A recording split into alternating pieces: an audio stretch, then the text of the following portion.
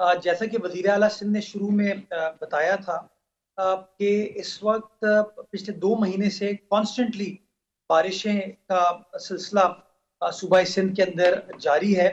और पहले फेज में हमारा जो सदर्न सिंध था, जिसके अंदर कराची डिवीजन शामिल है, हैदराबाद, थरपारकर अजला हैं हमारे, ये बड़े सिवियरली अफेक्टेड थे।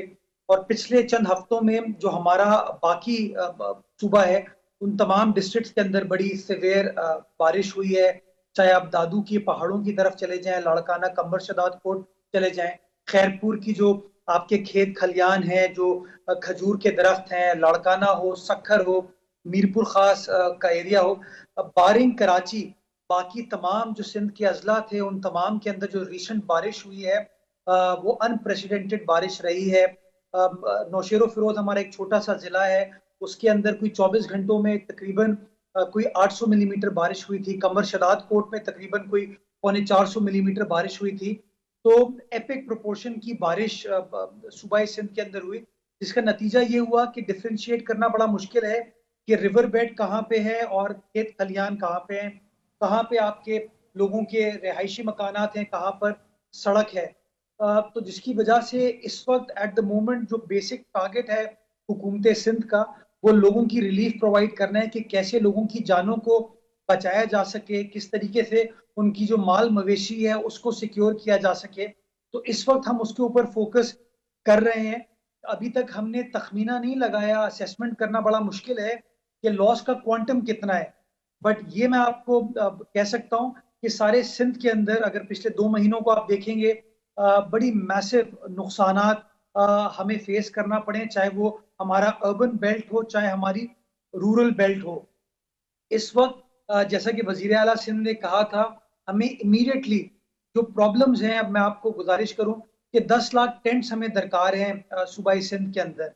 बट प्रॉब्लम यह है कि पूरे पाकिस्तान में इतनी मार्केट नहीं है, इतनी सप्लाई नहीं है कि आप वो 10 लाख टेंट्स को प्रोक्योर कर सके। हमारे अपने प्रोविंशियल डिजास्टर मैनेजमेंट अथॉरिटी के स्टॉक में तकरीबन 85,000 टेंट्स मौजूद थे। उन टेंट्स को हमने डिस्ट्रीब्यूट कर दिया है।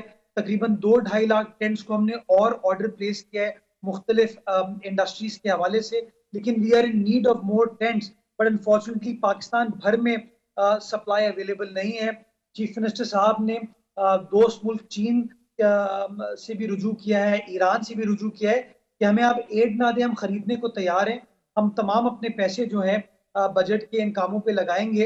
तो हम कोशिश कर रहे हैं कि फौरी तौर पर जितनी टेंट्स की फैसिलिटी हम प्रोवाइड कर सके, उतना ज्यादा हम लोगों को रिलीफ प्रोवाइड कर पाएंगे। दूसरा है खाना, जो राशन वगैरह है। अगेन, एक तो इमीडिएट रिक्वायरमेंट है अलीना के लोगों का, चूंकि घर बार अब नहीं है उनके पास, तो उनके पास राशन मौजूद नहीं है। तो पहले फेज में हमने अपने डिस्ट्रिक्ट के जरिए, जो डिस्ट्रिक्ट मशीनरी है, हमारे डीसी साहिबान है, असिस्टेंट कमिश्नर हैं, उन्होंने राशन लोकली डिस्ट्रीब्यूट करना शुरू किया। और उसके बाद हमने मेक श्योर करने के लिए कि बैकग्राउंड में आपके पास सप्लाई मौजूद रहे, तो हमने फेडरल गवर्नमेंट के साथ इंगेज किया कि यूटिलिटी स्टोर्स जो है उनके पास सप्लाई परमानेंटली अवेलेबल हो। तो हमने तकरीबन कोई 3.5 लाख राशन बैग्स को ऑर्डर प्लेस किया हुआ है फेडरल गवर्नमेंट के यूटिलिटी स्टोर्स डिपार्टमेंट के साथ, और आज से उसकी भी सप्लाई स्टार्ट हो गई है।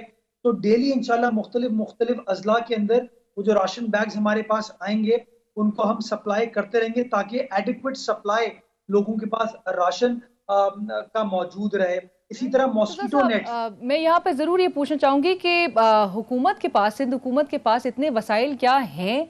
आप जिस तरह से कह रहे हैं कि 10 लाख हम टेंट्स अगर अवेलेबिलिटी होती तो प्रोक्योर भी किया जा सकता है, तो क्या इतने वसाइल हैं कि तमाम लोगों को इमदाद दी जा सके? देखिए अलीना, ये जो पैसा है, जो बजट है, वो अवाम का है, इन लोगों का है। जब भी हुकूमत अपना बजट बनाती है तो उसके अंदर रिलीफ या डिजास्टर्स के लिए, अनफोर्सीन इवेंट्स के लिए कुछ पैसे मुख्तस किए जाते हैं। बट जिस मैग्नीट्यूड का ये डिजास्टर है, नेचुरली वो पैसे नाकाफी हैं। तो अभी जो टारगेट हमारा है कि उनको रिलीफ जो प्रोवाइड करनी है, उसके लिए जो बजटेड पैसे हैं उनको इस्तेमाल किया जा रहा है। और प्रोविंशियल गवर्नमेंट बड़ी क्लियर है कि अगर हमें अपने डेवलपमेंट के बजट के ऊपर कटौती करना पड़ी, डेवलपमेंट के पैसों को रोकना पड़ा, तो पैसों को रोका जाएगा और इस डिजास्टर मैनेजमेंट के ऊपर खर्च किया जाएगा। बिकॉज लोग होंगे तो आप उनको तरक्की दे पाएंगे। पहला टारगेट तो यही है कि लोगों को रिलीफ प्रोवाइड करें, रिलीफ के बाद हम रिहैबिलिटेशन की तरफ भी जाएं। मैं वफाकी हुकूमत का भी इस हवाले से शुक्रगुजार हूं कि प्रोविंशियल गवर्नमेंट ने उनके साथ इंगेज किया और बेनजीर इनकम सपोर्ट प्रोग्राम के तहत तकरीबन कोई 11 लाख खानदानों के लिए 25-25 हजार रुपए मुख्तस किए गए। तकरीबन कोई 28 अरब रुपए वफाकी हुकूमत ने भी मुख्तस किए हैं, जो कि बेनजीर इनकम सपोर्ट प्रोग्राम के तहत पाकिस्तान भर में, जिसमें सूबा सिंध भी है, बलूचिस्तान, केपी, पंजाब, गिलगित बल्तिस्तान, आजाद कश्मीर, हर एरियाज के अंदर उस पैसे की आउटरीच है ताकि वो भी लोगों को मिल सके।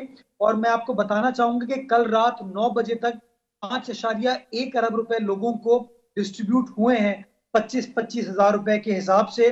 तकरीबन कोई 2,11,000 खानदान हैं जिनको ये पैसे मिले, तो मैं समझता हूँ एक बहुत बड़ी रिलीफ है जिन लोगों में ये रकम डिस्ट्रीब्यूट की गई है। सॉरी, ये कितने अजला को कवर कर रहा था? ये आपने कहा ना 25,000 पर दिए गए हैं, कितने अजला तकरीबन इसमें कवर हुए हैं? इसमें अलीना मैंने आपको बताया कि सिर्फ सिंध के नहीं है, ये पाकिस्तान भर के चारों सूबे इसके अंदर शामिल है। और अगर आप सूबा सिंध की स्पेसिफिक बात करेंगे तो सूबा सिंध के जितने भी अफेक्टेड अजला हैं उन तमाम अजला के अंदर ये पैसे दिए जा रहे हैं। So 5.1 बिलियन आपने कहा कि ऑलरेडी डिस्ट्रीब्यूट हो चुके हैं।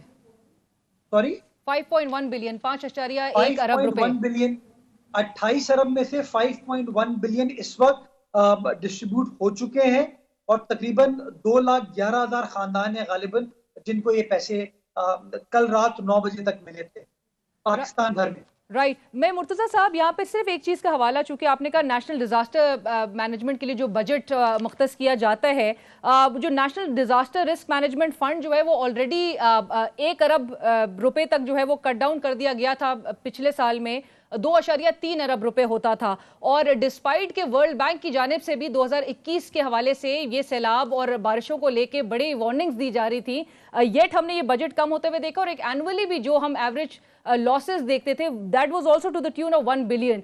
तो ये बजट हमारा कट कर दिया जाता है और क्या इतना बड़ा सानहा, या नेचुरली पाकिस्तान आप जानते हैं हर साल सैलाब की सिचुएशन होती है और इस बार तो ये बहुत बड़े स्केल पे हमें हिट किया है, क्या ये फोर्सी नहीं किया जा रहा था इस हवाले से? अलीना 1 अरब रुपए तो बिल्कुल ही नाकाफी है। मैं समझता हूँ कि अभी तो आपको एक नहीं कई अरब रुपए चाहिए होंगे लोगों की रिलीफ और उसके बाद जो रिहैबिलिटेशन करनी होगी। जिस तरह आपका कम्युनिकेशन नेटवर्क इस वक्त जेपरडाइज हुआ है तो आपको कई अरब रुपए अखराजात करने होंगे। मैं समझता हूँ जो जिम्मेदार अक़वाम होती हैं वो ना सिर्फ वो रिलीफ और रिहैबिलिटेशन के ऊपर फोकस करते हैं, बट हमें ये भी देखने की जरूरत है कि क्लाइमेट चेंज अब एक रियलिटी है और हमें अब इस रियलिटी को निमटने के लिए किस तरह प्लानिंग करने की जरूरत है। हमारा वेदर पैटर्न चेंज हो रहा है, हमें अपने क्रॉप्स को किस तरह इम्प्रोवाइज करने की जरूरत होगी, हमें पानी को किस तरीके से इस्तेमाल करना होगा। हमारे यहाँ जो वाटर वेज के ऊपर कंस्ट्रक्शन कर दी गई है पिछले सालों में मुल्क भर के अंदर, मैं समझता हूँ उस मामले को देखने की जरूरत है। तो मैं समझता हूँ हुकूमत को इंतजामिया को अपनी स्ट्रेटजी को 2 हिस्सों में डिवाइड करना होगा। एक इमीडिएट काम है कि हाँ ये चीजें करने की जरूरत है अपने लोगों को सिक्योर करने के लिए, लेकिन नंबर 2 जो लॉन्ग टर्म आपको चेंजेस करने की जरूरत है, मामलात को एड्रेस करने की जरूरत है, उसके ऊपर आपकी असल कॉस्ट लगेगी। और मैं समझता हूँ उसके लिए सबसे इंपॉर्टेंट चीज अलीना ये कि आपको जहन साजी करने की जरूरत है। आपको लोगों को ये बात एक्सप्लेन करने की जरूरत है कि अगर आप अपनी इमारत को किसी पानी के वाटर बेड पे, रिवर बेड पे बनाएंगे तो शायद कोई टेम्पररी रिलीफ आपको मिल जाए, बड़ी खूबसूरत लोकेशन उसकी हो सकती है, but in the long run वो आपके लिए एक बहुत बड़ा हैजर्ड है और जो लोग आपके साथ वहां पर बसेंगे उनके लिए भी बहुत बड़ा हैजर्ड है। मैं समझता हूँ इट इज टाइम हम रियलाइज करें कि हम वाटर वेज के साथ जो इंटरफेयर करते हैं वो ज्यादती करते हैं, हम जो मदर नेचर के साथ इंटरफेयर करने की कोशिश करते हैं वो ज्यादती करते हैं। हमें बहैसियत कौम इस मामले को अब समझने की जरूरत है और जब तक हम इस मामले को समझेंगे नहीं, मैं समझता हूँ सही मानों में इसको एड्रेस नहीं कर पाएंगे। चूंकि फलाई अदारे भी बहुत सारे ऐसे हैं जो कि रिलीफ और रेस्क्यू ऑपरेशन में काम कर रहे हैं, तो क्या उनके साथ मिलके, क्योंकि नेचुरली गवर्नमेंट की भी एक सर्टेन कैपेसिटी देखी जा रही है, क्या उनके साथ मिलके कोई कोऑर्डिनेटेड एफर्ट के तौर पे कुछ हमें मैकेनिज्म कोई बनाया गया है सिंध हुकूमत की जानिब से? अलीना, हमारे यहाँ एक बड़ा robust public private partnership mechanism है। हमें अंदाजा है कि गवर्नमेंट की अपनी लिमिटेशंस होती हैं, एंड ओवर द इयर्स हुकूमत ने अपने प्राइवेट सेक्टर के इदारों के साथ कोलैबोरेट करके काम किया है। और अभी भी एज वी स्पीक सिंध के हर इजला में आपको लोग नजर आएंगे, एनजीओज काम करते हुए नजर आएंगी, जो कि आपकी सरकारी मशीनरी को सपोर्ट भी कर रहे हैं, उनको असिस्ट भी कर रहे हैं। और इसके साथ साथ जो मुखैर हजरात पाकिस्तान में बसते हैं, हमारे शहरों में बसते हैं, देर ऑल्सो बीइंग वेरी जेनरस। मैं समझता हूँ थोड़ा सा हमने रिस्पॉन्ड करने में, चूंकि मेरा गिला समझ लें, मीडिया ने इस मामले को थोड़ा लेट उजागर करना शुरू किया, जिसकी वजह से मैं समझता हूँ रिलीफ का काम आई एग्री, थोड़ा बिल्कुल। और हमने लेट कन्फेस किया है लेट इस स्टार्ट हवाले हुआ। से। कल मैंने बिल्कुल जी इस चीज पे हमने कहा है कि हमें तो वो सेल्स बना देनी चाहिए थे, जो ट्रांसमिशन, जो एक तवील ट्रांसमिशन हम इलेक्शंस और दूसरे इवेंट्स पे करते हैं, हमें तो बिल्कुल करना चाहिए था। एंड आई एग्री, बिल्कुल ठीक आप कह रहे हैं। मैं समझता हूँ अलीना, इस वक्त कोई सियासत नहीं होनी चाहिए, इस वक्त कोई एडमिनिस्ट्रेशन नहीं होनी चाहिए, इस वक्त कोई पॉइंट स्कोरिंग का वक्त नहीं है। इस वक्त इंसानियत का लम्हा है, जहां पे हम सबको मिलकर उस दुखी इंसानियत की खिदमत करनी चाहिए। सियासत होती रहेगी, आपके इंतखाबात होते रहेंगे, पॉइंट स्कोरिंग होती रहेगी, लेकिन इस वक्त we must stand together as Pakistani, ताकि हम लोगों को एक मुत्तफिका मैसेज दे सकें कि हाँ, हम इस मुश्किल वक्त में, चाहे सियासी जमातें हों, हुकूमतें हो, मीडिया हो, हमारी एनजीओज हो, हम सब मिलकर काम कर रहे हो, और लोगों की जितनी खिदमत कर सकते हैं हमें करने की जरूरत है। राइट मुर्तजा साहब, एक सवाल आपसे मैं करना भी चाह रही थी।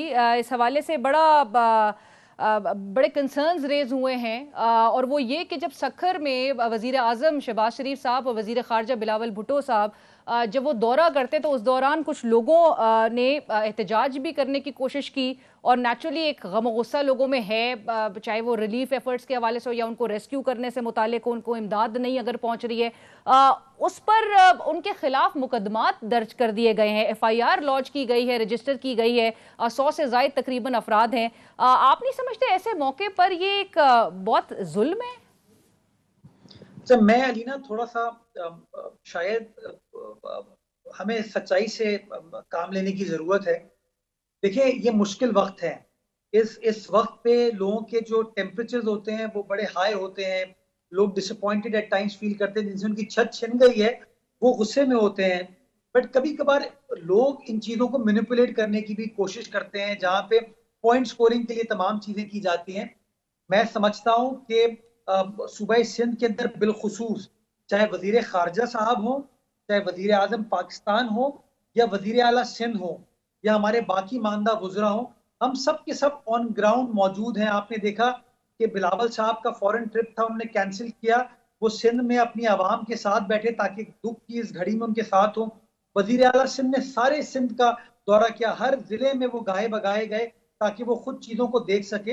यहाँ पर कुछ कुछ लोग नाराज हो सकते हैं, जिनकी शायद ये नाराजगी हो कि उनको रिलीफ का काम फौरी तौर पर नहीं पहुंचा, लेकिन let me tell you with complete responsibility कि कोई हुकूमत नहीं चाहेगी कि लोगों को रिलीफ प्रोवाइड ना की जाए। लेकिन कभी कभार होता है कि आपका कम्युनिकेशन नेटवर्क डाउन होता है, आपकी सड़कें वगैरह मुनक़ता हो जाती हैं कि रिलीफ का काम बर वक्त नहीं हो पाता, तो लोग थोड़े से उसके ऊपर नाराज होते हैं। लेकिन कुछ लोग ऐसे हैं जिनका काम शरारत करना है, जो शरारत क्रिएट करने की कोशिश करते हैं। तो मैं समझता हूँ अगर इस तरह की जो एफआईआर कटी है उसके ऊपर कोई कार्रवाई नहीं होनी चाहिए, और हमें लेकिन बैसिक मुकदमात आप नहीं हुकूमत समझते, उसको। और टेररिज्म चार्जेस क्योंकि लगाए गए हैं और फ्लड नहीं नहीं विक्टिम्स हैं, अगेन नहीं नेचुरली नहीं मुतासरा नहीं अफराद हैं, ये मैं वापस अलीना, होने चाहिए।